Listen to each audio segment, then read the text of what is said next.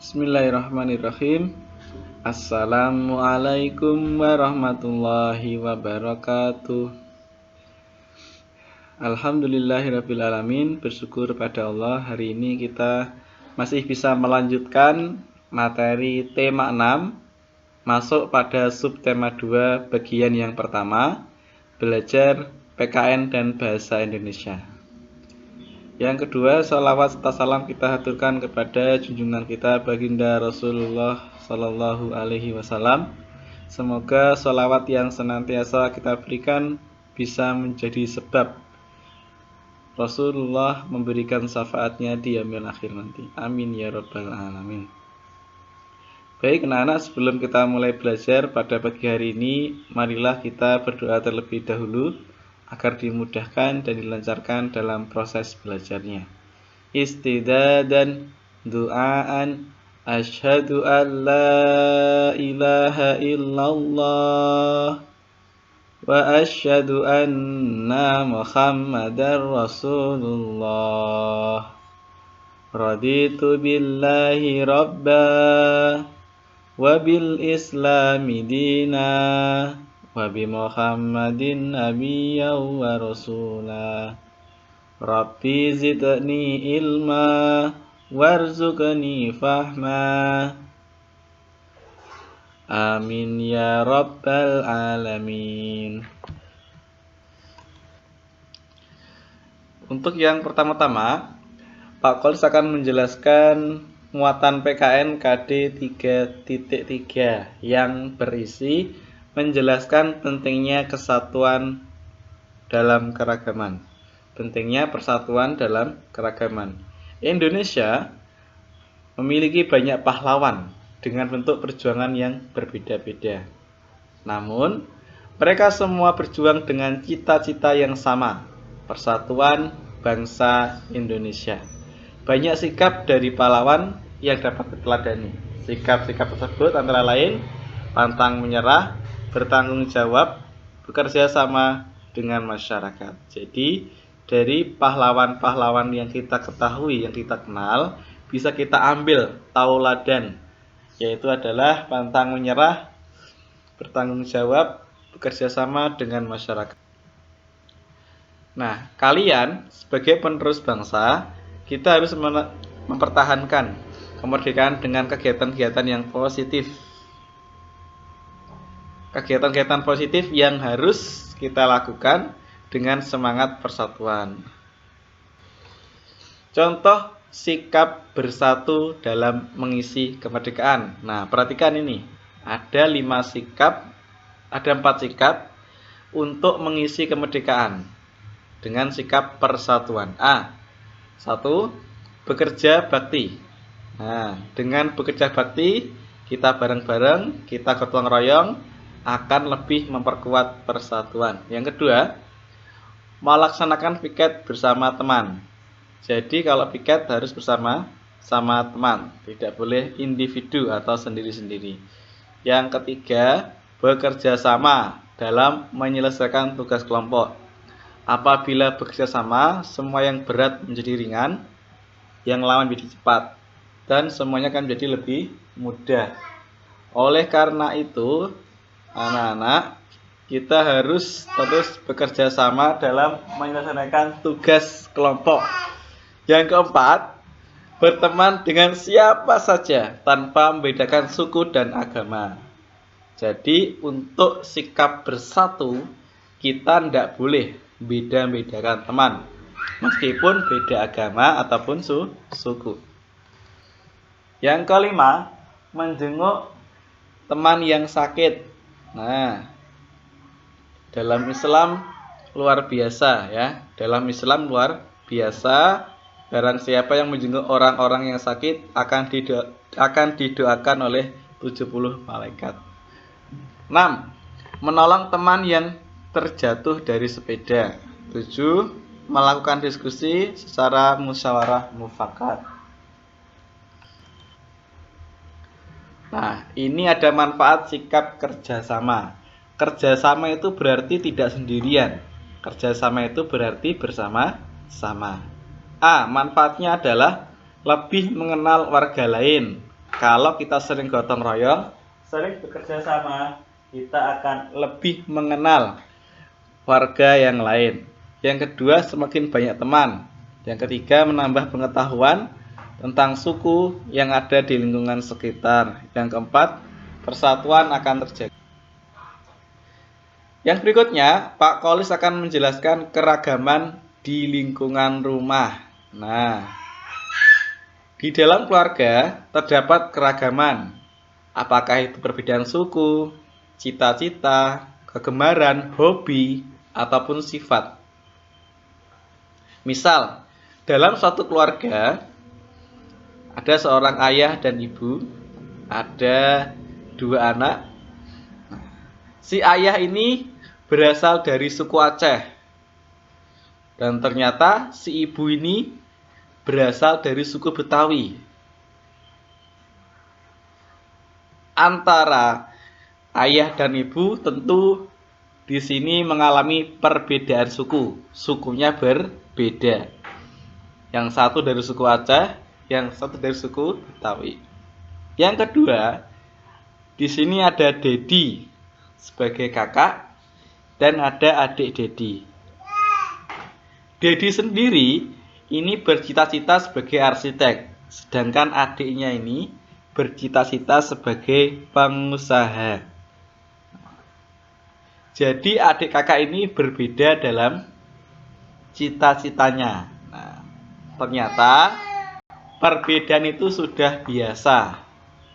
Sudah biasa. Keragaman yang sudah Pak Kolis sampaikan tadi, mulai dari perbedaan suku dan perbedaan cita-cita yang diinginkan, keragaman ini tidak membuat keluarga Dedi terpecah belah.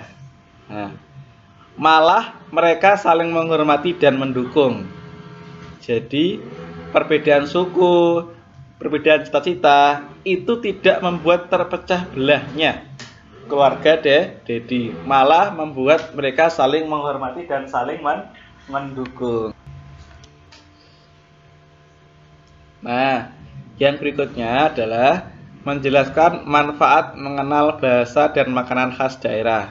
Sebagai warga negara Indonesia, kita sudah tentu tahu bahwasanya Indonesia merupakan negara yang sangat kaya bahasa ataupun kaya akan makanan khas daerahnya yang terbentang luas dari Sabang sampai Merauke. Nah, berikut ini adalah manfaat kalian mengenal bahasa daerah dan makanan khas. Yang pertama, kalau kita mengenal bahasa daerah, kita akan bisa berkomunikasi, bisa ngomong, berbicara, bercakap-cakap dengan keluarga yang lain menggunakan bahasa itu. Yang kedua adalah kita bisa menikmati makanan-makanan yang lezat asli Indonesia. Yang ketiga adalah dapat mempromosikan dengan baik makanan khas daerah asal kepada orang lain karena sudah tahu kelezatan makanan. Yang keempat, lebih menghargai keragaman sekitar kita. Nah, yang berikutnya kita ganti muatan. Muatan yang berikutnya adalah bahasa Indonesia KD-nya 3.6. Hari ini kita akan belajar mengenai langkah-langkah bagaimana cara membuat puisi. Puisi sudah Pak Kolis jelaskan pada pertemuan yang sebelumnya adalah salah satu karya sastra yang menggunakan kata-kata indah dan penuh makna. Puisi singkatnya adalah karya sastra yang menggunakan kata-kata indah dan penuh makna. Kamu dapat menuliskan semua hal yang kamu pikirkan dalam bentuk puisi, termasuk cita-cita. Nah, hari ini kita akan buat puisi mengenai cita-cita kalian.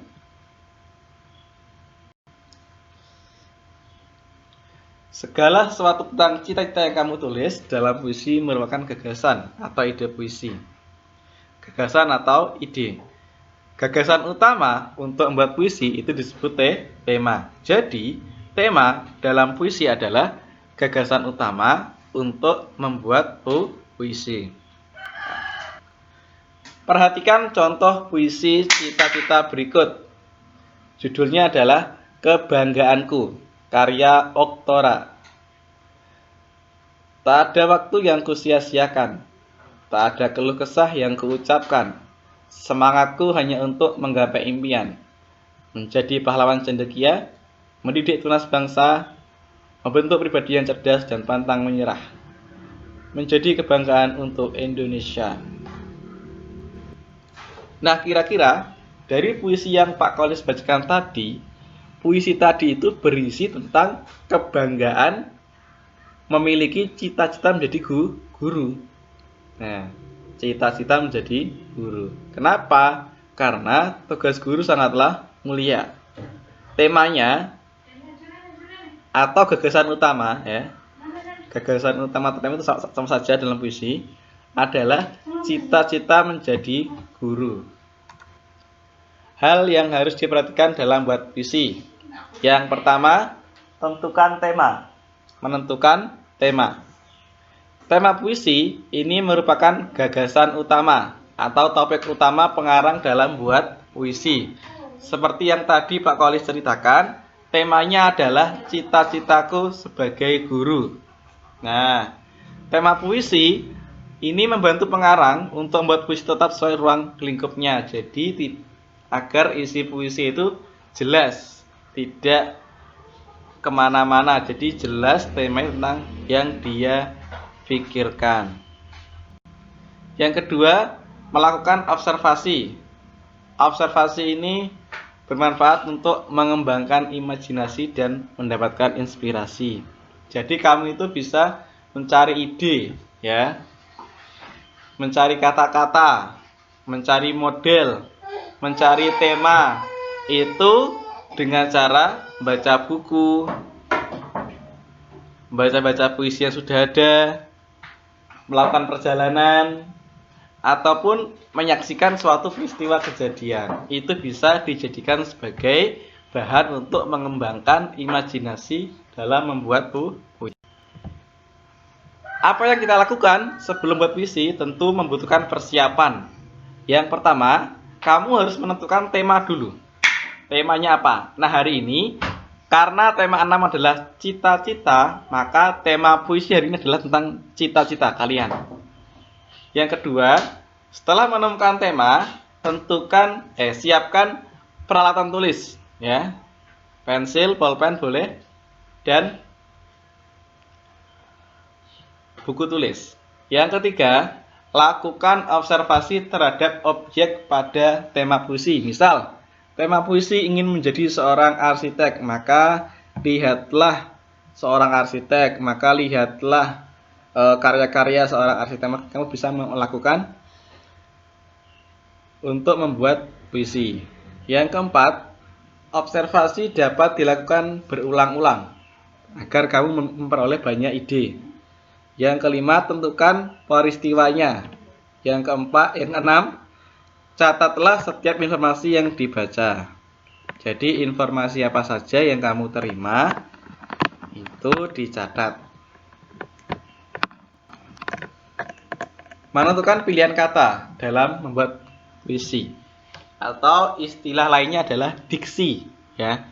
Diksi itu adalah pilihan kata. Puisi biasanya agar terlihat penuh makna dan indah menggunakan kata kiasan atau kata pilihan. Berikut hal yang kamu perhatikan dalam milih kata saat membuat puisi. 1. Gunakan kata yang positif, jangan yang negatif, ya. Kata-kata yang positif. Yang kedua, gunakan kata ungkapan pujian yang indah. Yang ketiga, tetap menggunakan kata-kata yang santun.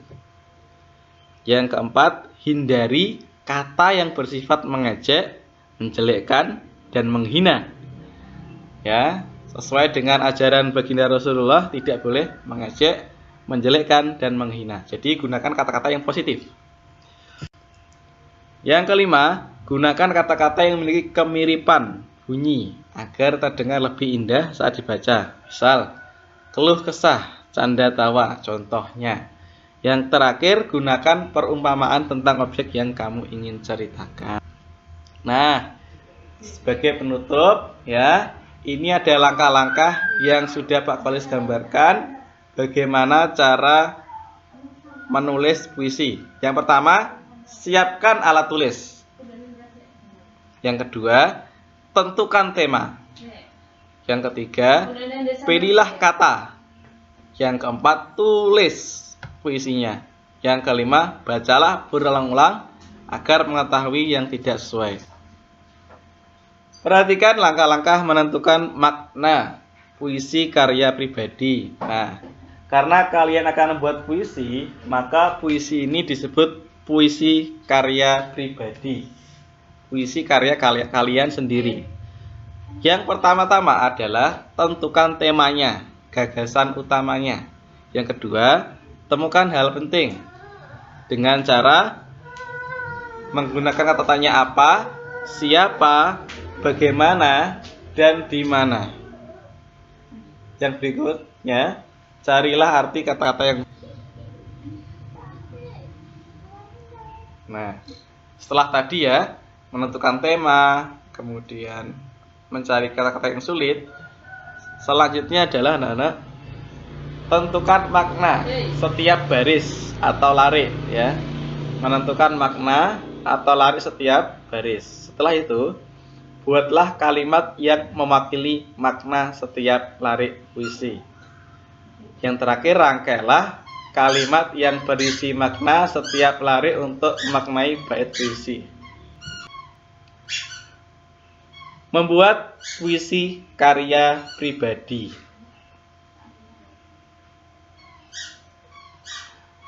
Perhatikan kembali ciri-ciri puisi berikut. Yang pertama, berisi imajinasi dari pendapat seorang pengarang. Dirangkai menggunakan kata-kata yang indah, kata-kata yang memiliki makna, menggunakan kalimat yang pendek dibandingkan dengan karangan. Contoh puisi lagi adalah menjadi seorang dokter. Dari isi puisi tersebut, kita bisa mengetahui judulnya adalah menjadi seorang dokter, pengarangnya adalah Uni, isinya adalah atau maknanya adalah puisi menjadi seorang dokter, menceritakan tentang cita-cita Uni menjadi dokter. Uni ingin mengobati orang sakit dan berguna bagi sesama.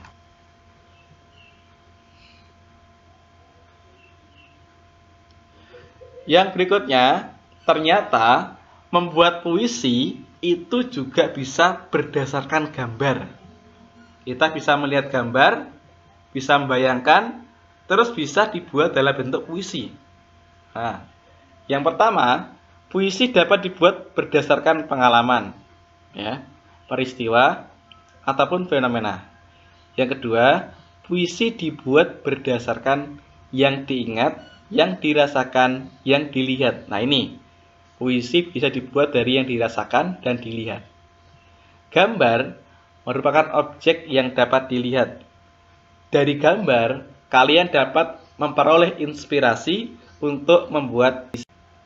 Nah, tugas hari ini adalah Pak Kolis sudah memberikan gambar. Itu adalah gambar seorang Pak Polisi. Buatlah satu bait puisi berdasarkan gambar di samping. Terima kasih. Assalamualaikum warahmatullahi wabarakatuh.